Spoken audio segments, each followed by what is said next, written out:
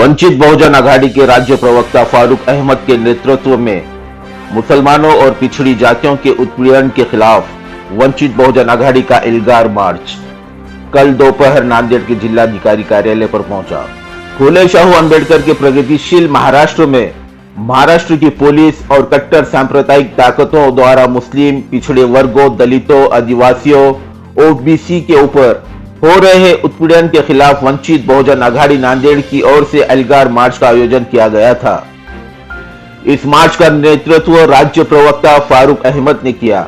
इस समय मुख्य अतिथि के रूप में वंचित के प्रदेश उपाध्यक्ष गोविंद दलवी, औरंगाबाद से मुस्लिम इत्तेहाद फ्रंट के जावेद कुरैशी, मराठवाड़ा सचिव मोहम्मद तैयब जाफर, भंते पैया बोधी, महानगर अध्यक्ष अयूब खान, विठल गायकवाड़, श्याम कांबड़े, तालुका अध्यक्ष विनय गजभारे, निरंजना आवटे, देवशाला पांचाळ, सुरेश गजभारे, शेख कासिम, उबैदबा हुसैन, भीमराव बेंद्रीकर के साथ जिला पदाधिकारी, तालुका पदाधिकारी, महानगर पदाधिकारी और सभी कमेटियों के पदाधिकारी सहित सैकड़ों मुस्लिम कार्यकर्ता मौजूद थे।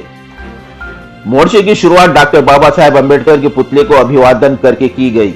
मोर्चे में सैकड़ों मुस्लिम युवा और वंचित के कार्यकर्ता शामिल हुए और इन सभी के घोषणाओं से परिसर में एक समा बांधा गया था। जिलाधिकारी कार्यालय के सामने वंचित के प्रमुख नेताओं ने राज्य सरकार और केंद्र सरकार के दमनकारी कार्यों पर जमकर निशाना साधा। इस मोर्चे को टाइगर ऑटो यूनियन, तंजीम इंसाफ ने अपना समर्थन दिया था। जिलाधिकारी कार्यालय के सामने कार्यक्रम की शुरुआत अयूब खान ने की। इसका संचालन मोहम्मद खासिम ने किया और एडवोकेट शेख बिलाल ने मोर्चे में शामिल सभी का धन्यवाद अदा किया।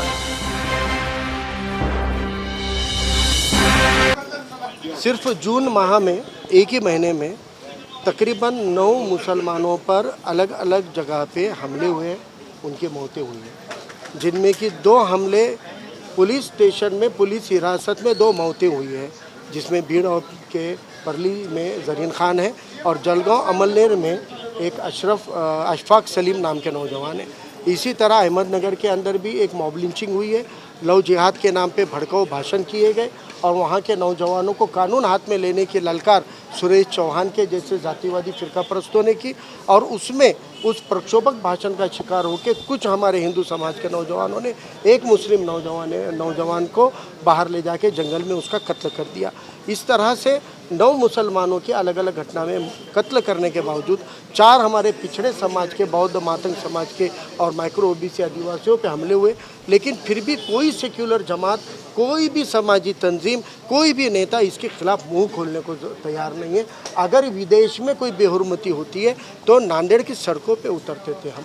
अगर उत्तराखंड, झारखंड में मॉब लिंचिंग होती है तो हर जिला कचहरी पे, तहसील पे उतरकर अपनी आवाज़ को बुलंद करने वाली पार्टियां, लीडरान नदारद हो चुके हैं, कोई आवाज़ उठाने तैयार नहीं है। इसीलिए ऐसे वक्त में अली जनाब प्रकाश अम्बेडकर साहब ने आवाज़ बुलंद की है और वंचित बहुजन आघाड़ी के तमाम जिला कमेटियों को हुक्म दिया है कि जुल्म चाहे किसी के भी ऊपर हो, उसके खिलाफ लड़ने की जिम्मेदारी वंचित बहुजन आघाड़ी की है। और उस लिहाज से आज नांदेड़ के अंदर बाद नमाज जुमा को एक एहतजाज बुलंद किया गया। बाबा साहब के पुतले से कलेक्टर ऑफिस तक एक शानदार अजीमुशान मोर्चा निकालकर हमने यहाँ पर पुलिस को और सरकार को ललकारने का काम किया है कि अगर संसद आवारा होगी तो हम सड़कें आबाद करेंगे, अगर सरकार और प्रशासन जातिवादी होगा तो उनको सबक सिखाने के लिए हम रास्तों पे उतरेंगे। यह ऐलान आज हमने किया है। अगर वक्त पर फिरका परस्तों के खिलाफ अगर सरकारें कंट्रोल नहीं करती है, पुलिस अपनी जातिवादी मानसिकता को बदलकर संविधान के हिसाब से सबके साथ